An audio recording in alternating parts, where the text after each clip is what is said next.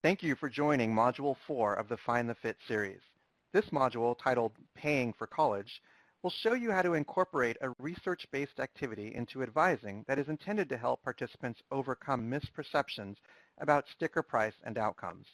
This module also offers methods to enhance participant access to as many financial resources as possible.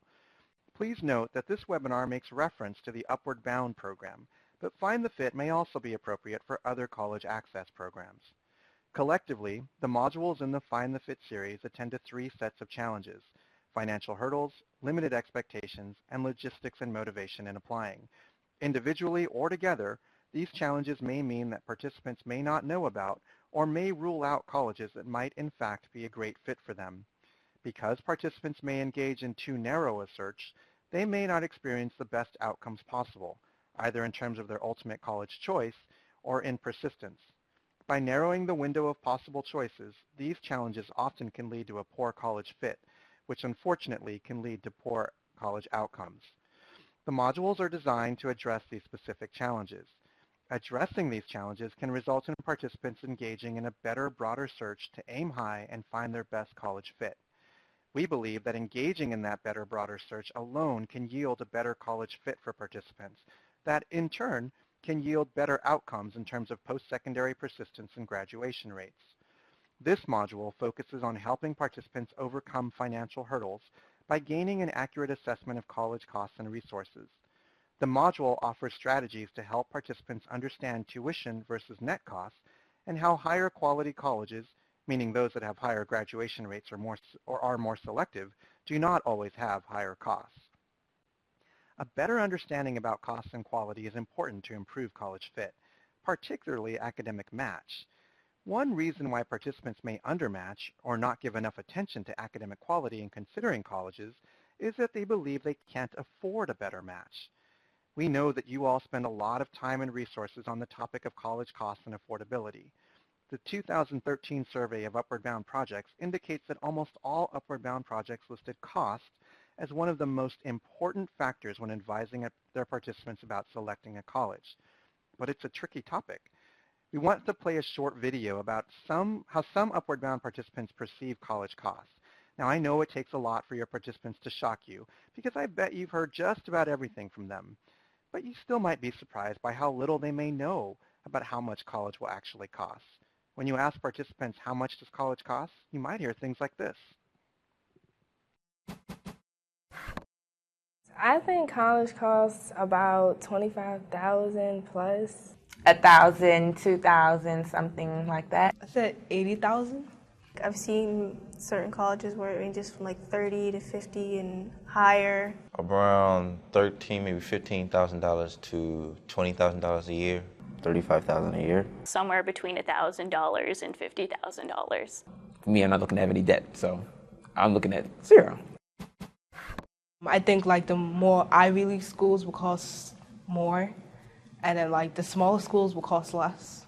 It depends on what kind of major you want to study, like medicine or engineering. It depends on what kind of path you want to take. In-state, out-of-state tuition, those types of things.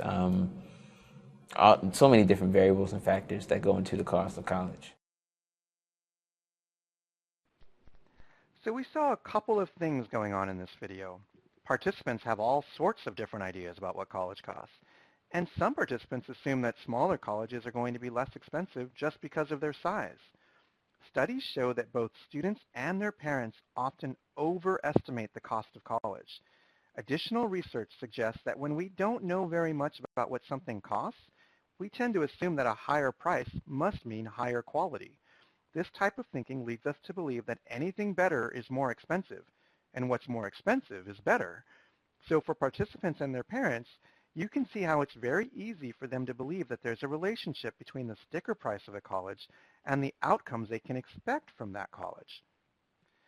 This belief that anything better is more expensive and what's more expensive is better is something that a lot of people believe. It doesn't just affect participants, but this can impact participants directly by limiting their college search in two ways. First, participants may believe that colleges with better outcomes, such as persistence and graduation rates, and those that may be a better match are going to be too expensive for them to attend. but that's not always true in many situations. And second, participants may believe that just because a college has a high sticker cost, it also must have better outcomes. But we also know that's not always true. Sometimes very expensive colleges can have not so great outcomes. Enrolling at these colleges could burden our participants with a lot of financial debt. As you can see from this video and what we're sure you've heard from your own participants throughout the years, there are valid reasons for these perceptions. But there's also a lot of misinformation or lack of information. One purpose of this module is to show you how to use tools and resources to overcome some of these misconceptions about costs and outcomes. We know many of you already include the concept of net cost, which is what students will actually pay based on their family income, when talking about college costs with your participants. And we know you share with them how to use net cost calculators. But it's also important to talk to participants about considering academic quality and match along with costs, because there may be some trade-offs to make. We strongly recommend that you set aside time in your advising to use a tool we've adapted from a study showing it has great promise in improving college fit for low-income students. This tool, called Sample Cost, Outcomes, and Opportunities, or SCOOP for short, is individually generated to provide 5 example colleges from among all possible academic matches for each participant. The Advisor Handbook includes instructions on how to generate SCOOP sheets, which you as advisors can do, or you can have participants do themselves. To generate a customized SCOOP sheet for each participant, use the SCOOP sheet generator, which is just an Excel spreadsheet. You or the participant will need to enter the participant's grade point average, recent or best college entrance exam score with the SAT, ACT, or PSAT, and enter whether the student has taken any advanced placement classes. This information tailors the SCOOP sheet so that it provides a sample of colleges that are a good match for the participant. You can create a SCOOP sheet one participant at a time, or do a batch of them all at once.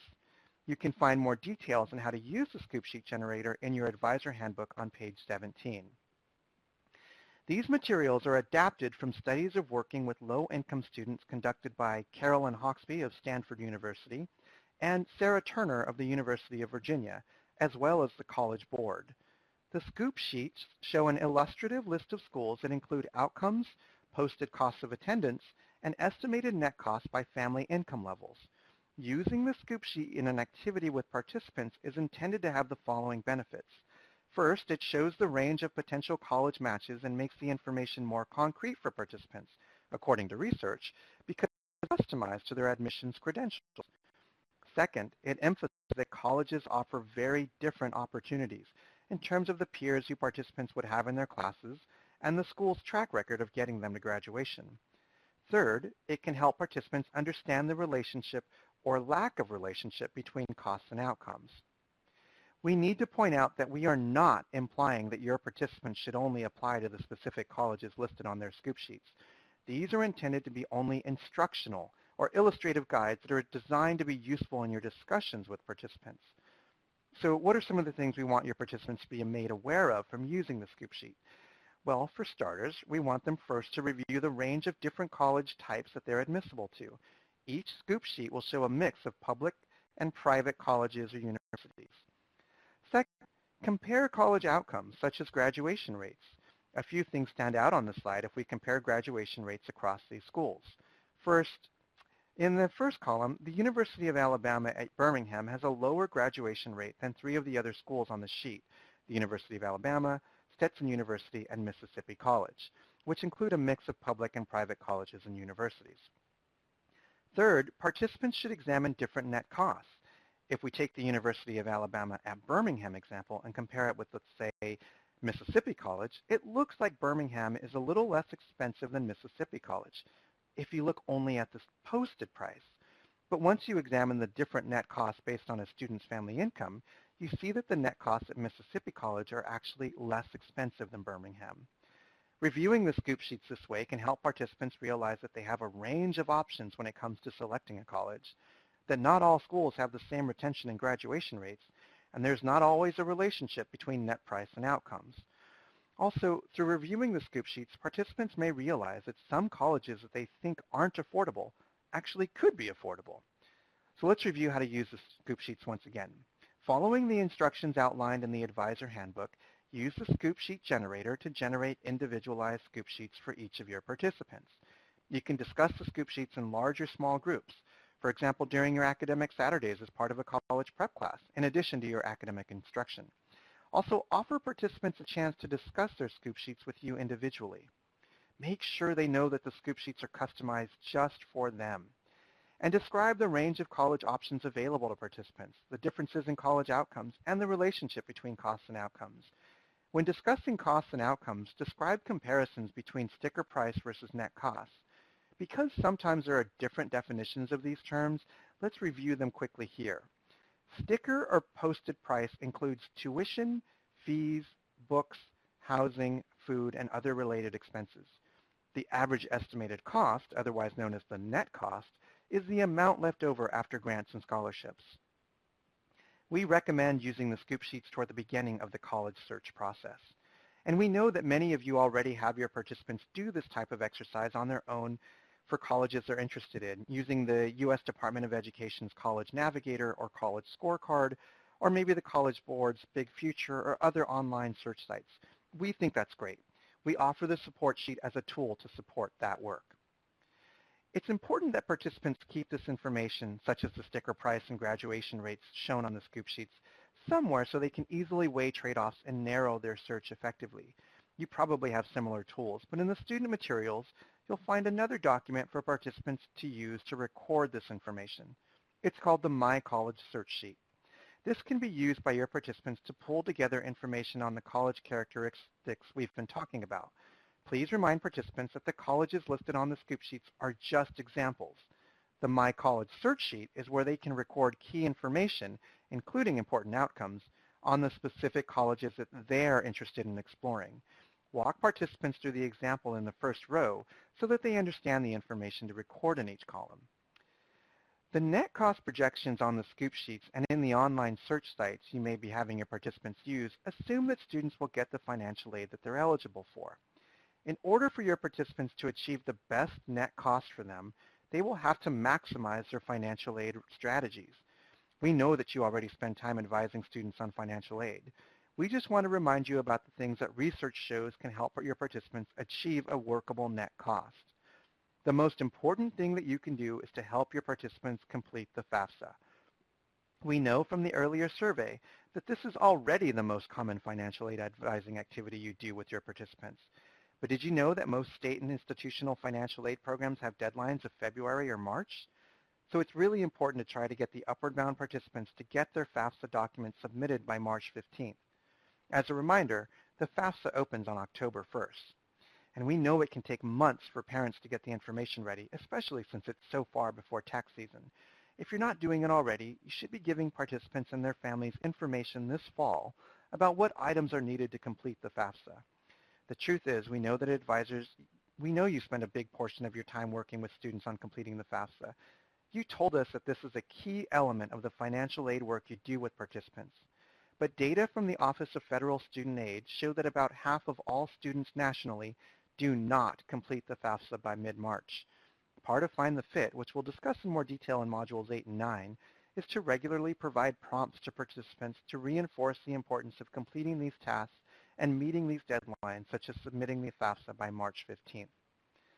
To further support the financial aid services that you provide your participants, we've developed some additional resources that focus on scholarships and grants. In the Advisor Handbook, you will find instructions to populate and help participants use a fillable PDF that can customize state-specific scholarships and grants to participants. We recommend that you work with participants to generate these lists and review suggested websites or particular scholarships or grants for them to investigate on their own. We know students and their families are very nervous about taking out loans, as they should be. But in some cases, even taking out small loans can mean the difference between attending a college that's a really good fit versus one that is not. There are some new repayment options that make paying back loans more feasible. For example, income-based repayment plans allow borrowers to make monthly payments based on their income.